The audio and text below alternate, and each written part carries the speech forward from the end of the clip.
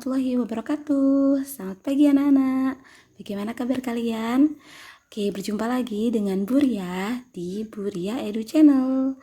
Jadi pada pertemuan kali ini Buria akan menjelaskan materi biologi kelas 10 yang berjudul Plante atau Kingdom Tumbuhan. Nah, apa saja sih yang akan kita pelajari pada materi Plante ini?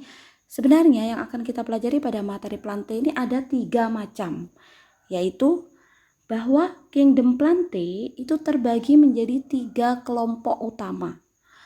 Kelompok yang pertama adalah kelompok Bryophyta atau kelompok tumbuhan lumut. Kelompok yang kedua adalah Pteridophyta atau kelompok tumbuhan paku. Dan kelompok yang ketiga adalah Spermatophyta atau kelompok tumbuhan berbiji. Ya, langsung saja kita bahas satu persatu ya, mulai dari tumbuhan lumut. Tumbuhan lumut atau Bryophyta memiliki ciri sebagai berikut. Yang pertama yaitu bisa fotosintesis, multiseluler, dan eukariotik. Multiseluler itu adalah memiliki banyak sel sehingga bisa dilihat dengan mata telanjang. Sedangkan eukariotik itu artinya adalah dia memiliki membran inti sel. Nah, lumut memiliki ciri yaitu dia tidak memiliki akar, batang, dan daun sejati sehingga disebut dengan tanaman bertalus. Mengapa kok dikatakan tidak memiliki akar, batang, dan daun sejati? Karena pada akar, batang, dan daun sejati dan daunnya tidak terdapat pembuluh angkut xilem dan floem. Jadi tumbuhan lumut itu tidak punya xilem dan floem. Nah, selain itu tumbuhan lumut mengalami pergiliran keturunan dari fase gametofit ke fase sporofit. Fase gametofit adalah fase yang menghasilkan gamet. Gamet itu sel kelamin. Ke fase sporofit. Sporofit berarti adalah fase yang menghasilkan spora. Nah, pergiliran keturunan ini istilahnya adalah metagenesis. Jadi, dia dikatakan mengalami metagenesis. Tapi, fase gametofit dari tumbuhan lumut itu lebih dominan daripada fase sporofitnya. Jadi kalau kita lihat tumbuhan lumut yang nempel di batu dan lain-lain, berarti tumbuhan lumut itu adalah dalam fase gametofit karena dia lebih dominan. Nah, karena apa? Karena fase sporofit tadi kan adalah fase yang menghasilkan spora. Berarti fase sporofit dikatakan dengan reproduksi aseksual, dan reproduksi seksualnya adalah dengan menghasilkan gamet. Jadi tumbuhan lumut bisa melakukan reproduksi secara seksual dengan gamet dan reproduksi aseksual dengan spora. Itu ya. Jadi jelas ya untuk ciri dari tumbuhan paku. Nah, selanjutnya ini kalau tadi kan sudah disinggung tentang metagenesis tumbuhan lumut atau pergiliran keturunan dari tumbuhan lumut. Nah, jadi ini adalah bagan metagenesis pada tumbuhan lumut. Dimulai dari spora. Nah, spora tumbuhan lumut itu akan berkembang membentuk yang namanya protonema. Ini jangan kebalik ya. Jadi bagan metagenesis tumbuhan lumut dan paku itu mirip. Yang membedakan ini yang saya lingkari. Jadi spora tumbuhan lumut membentuk yang namanya protonema. Dan protonema akan menghasilkan tumbuhan lumut.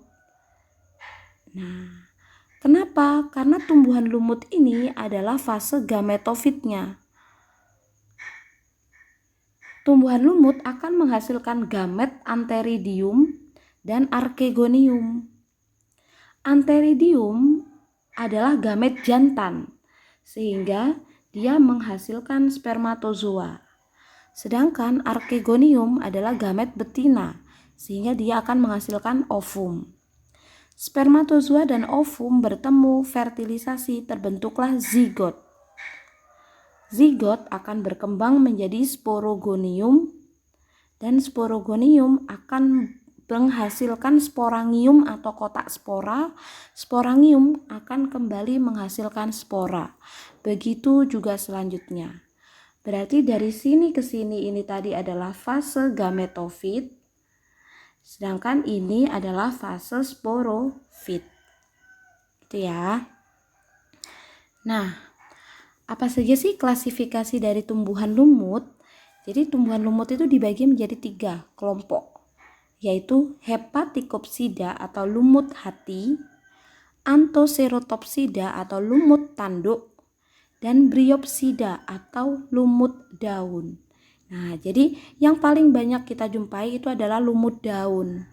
Nah, tapi sebenarnya di alam tidak hanya ada lumut daun saja, tapi ada juga lumut hati. Dia lembaran talusnya berbentuk seperti hati, dan ada lumut tanduk, yaitu pada talusnya ada semacam tanduk seperti gambar yang pertama tadi. Nah, ini dia